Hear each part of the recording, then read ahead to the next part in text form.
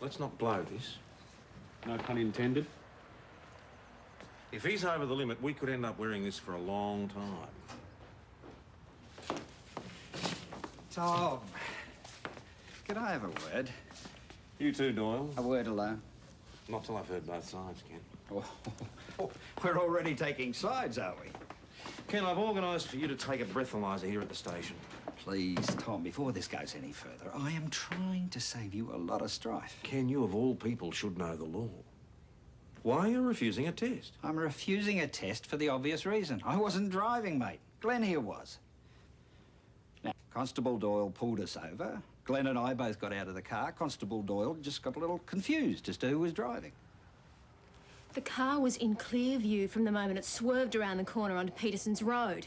When I reached the driver's window, Mr. Forbes was behind the wheel. I'm not an idiot, mate. I'd had a few glasses of wine at Horsty Brown's winery. I realised that might have put me over the limit, and I asked Glenn here to drive. End of story. They were in the car. Mr. Forbes was behind the wheel. Don't say I didn't give you a chance. Now, let's hear from the driver. Glenn, who's telling the truth here? Her or me?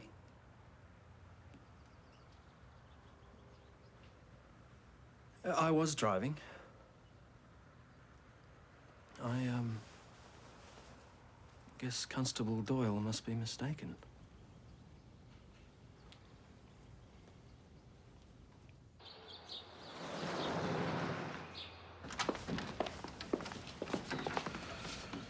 They're both lying, boss. I'll try and make him see sense. He's playing for time. He knows he's getting more sober by the minute. I realise that. Ken, this is mad. She makes this stick, you're out of a job. We both are. Won't get that far, mate. Tom, can we clean this up fast? I've got several meetings to attend. Well, you see, Ken, I'm in something of a cleft stick here.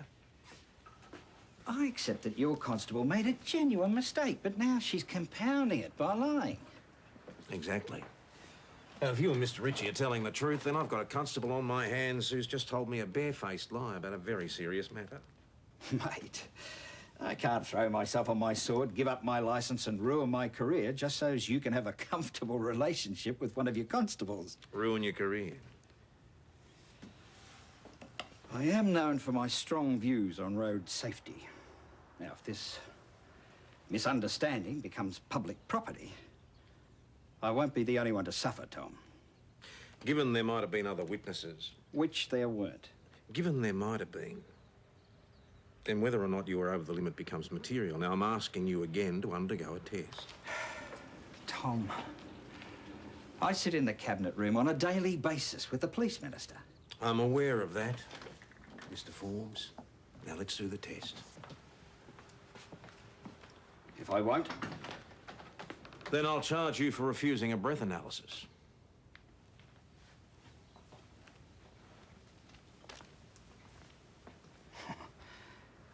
you just stamped yourself a loser, mate. What type of intoxicating liquor have you consumed today? Wine, of course. Where did you consume this liquor? Horsty Brawn's Goonawarra Winery. Are you suffering from any illness or disability such as asthma, diabetes, or hepatitis? No. Are you taking any tablets, drugs, insulin, or other medicines? No.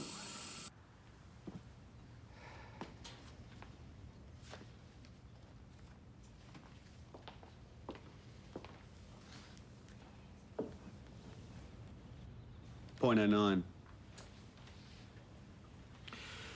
So you were driving the motor vehicle ESY 342 when Constable Doyle stopped you. You've just undergone a breath test on an approved device and returned a positive reading of .09. We have no option but to charge you. He blew .09. Get out to Horsty's winery and see if he saw who was driving when they left. Right.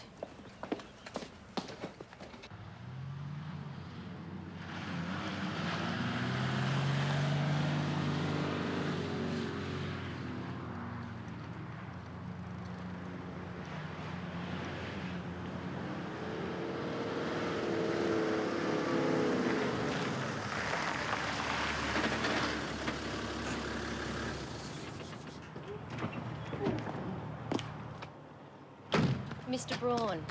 I'm Constable Doyle. Brown, we say it the same. But please, you can call me Hosty, like all the other barbarians do.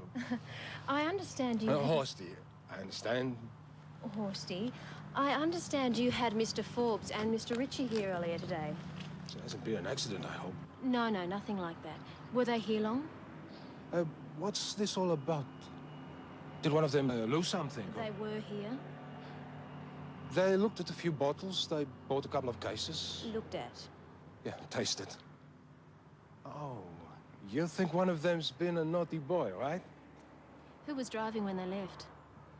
Ah, no, that's hard to say. You see, I was inside when they left.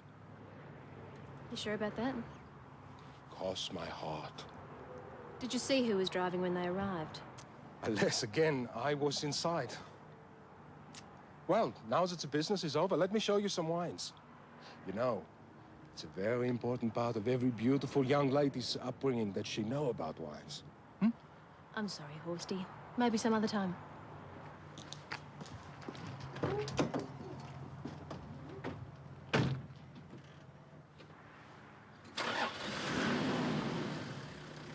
That's what you did with them, wasn't it?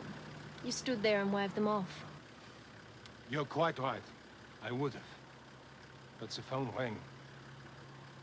Hey, come back when you're off duty.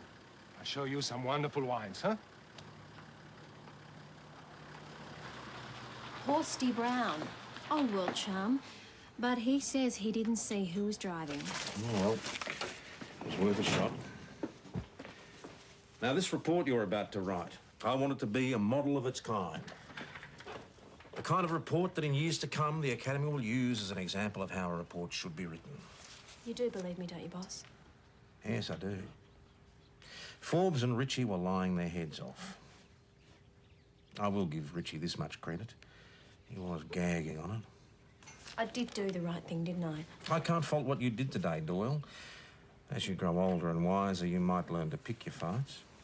If Forbes wasn't who he is, we could have sat them down in separate rooms and cross-checked their stories, couldn't we?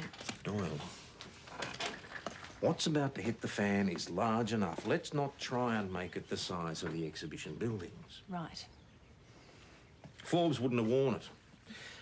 You and I would have found ourselves out of a job. Not today, not tomorrow, maybe not even next week, but probably by the end of the year. Is that going to happen anyway? Not if you write the report I've just described.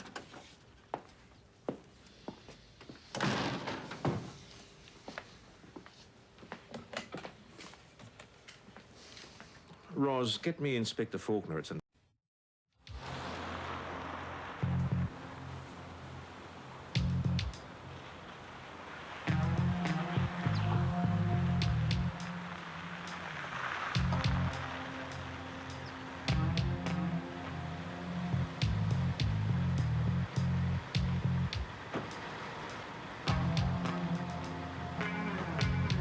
Thanks, Wayne.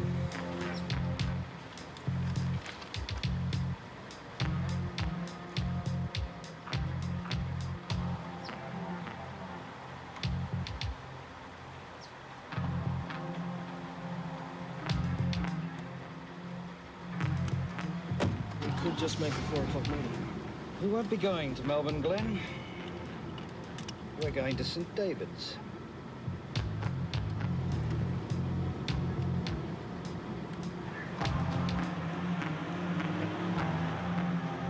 All right, now who was flogging my car? Wayne had to drive Mr. Forbes and Mr. Ritchie back to theirs. Great. Mount Thomas Police? Yes, could you hold the line, please? Boss, Inspector Faulkner is on the line again. Yeah, I'll put you through.